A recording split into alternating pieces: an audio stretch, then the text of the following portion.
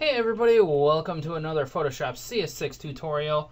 I'm your host, Buddy Blackford, and we're going to learn how to create a liquefied mesh. And you probably noticed the load mesh or save mesh buttons on the Liquify section. So open up an image and just go to Filter and Liquify. And these are the buttons that I'm talking about: load mesh, load last mesh, and save mesh. Now, basically, these are just predefined sets that you have already created in Photoshop in the Liquify effect, and it's going to save how much you've moved around the mesh, and that way you can load it into later. So let's go ahead and do that. So I'm just going to apply let's apply the pucker tool, and we'll apply it to the face.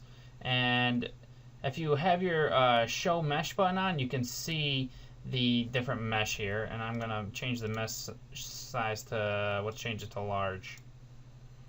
I'm going to apply this effect here. I don't want the backdrop on. And you can see how the mesh has been affected. I'm going to apply it to the fish too, to give the fish a small head. Okay. And now I'm going to go over here to Save Mesh. Give it a cool name, and I'm just going to save it in my assets there. And I'm just going to save it as bloat. And then hit save. That wasn't even bloat, that was a pucker too. Oh well. Alright, so I've got that going on. I'm going to hit restore all real quick. Now I'm going to go to load mesh. I'm going to pick out my mesh that I just saved. I'm going to hit open.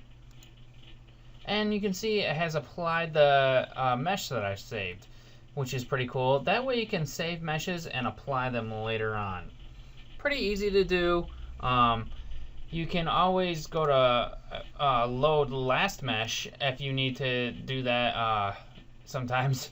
I don't know why I just loaded this, because I just saved the other mesh, but oh well.